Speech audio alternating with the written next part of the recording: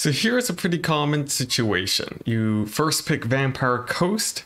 Your opponent goes for a high elf counterpick because he banned the wood elves and the vampire counts, but they haven't played high elves a whole ton, which means that even though you might run into a bad matchup and a build that is stronger against yours, you should still be able to take the lead if you make the right decisions. Now in this case, I'm practicing against my clanmate, Saphir, but he admitted that he had not played a ton of high elves before. Nevertheless, he is still a quite high level player, and we'll see how this actually goes. And we'll see which mistakes I can abuse in this scenario. So on Noctilus, I have the usual kit. You can see it all in the bottom left, and Alariel, also the usual kit, Tempest, healing, and some magic damage. Now he does have a lot of cavalry, and to make sure my backline doesn't get overwhelmed, I immediately send out my dogs to both flanks to distract the cavalry and pressure the bolt throwers. As for Noctilus, he's spamming out as many summons as he can to shut down the archer line, and the goal is to keep them far enough away from my deck gunners where they are unhindered for the entire battle. And you can see my dogs are doing very good on the disruption front in the back line. This is very important to make sure reavers don't come into the sides and ruin your day.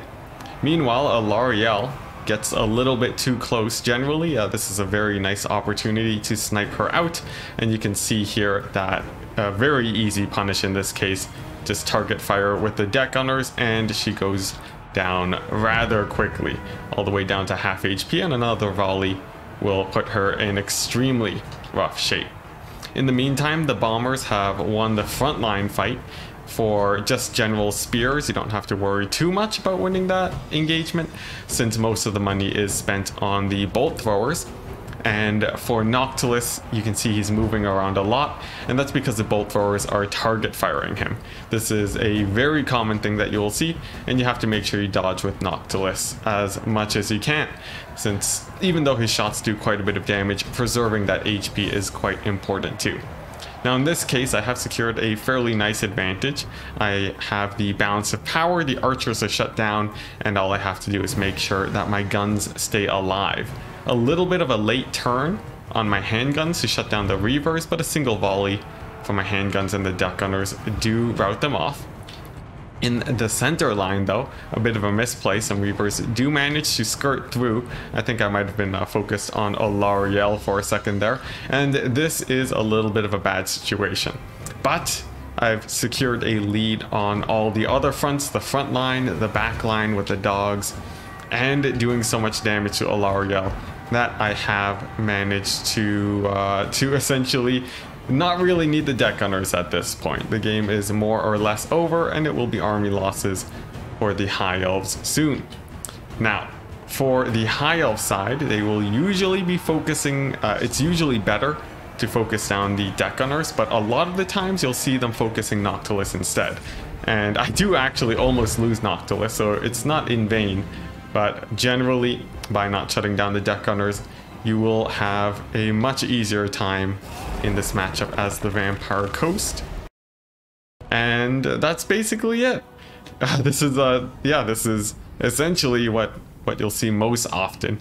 The bolt throwers in general actually getting quite a bit of value just from damaging Noctilus, but he did live in the end, so that was a little bit moot. For the deck gunners, they definitely paid for themselves. The dogs, same too, especially while distracting. And more or less, it still works out. Now, I think had the bolt throwers focused the deck gunners instead, and had the cavalry committed to charging my backline, things could have gone pretty badly for me. But if the high elf player doesn't play this matchup perfectly, you should still be good.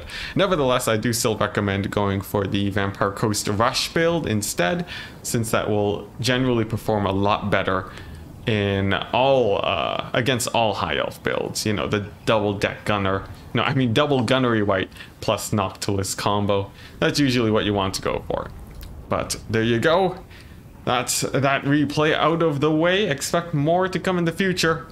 And that's all for now.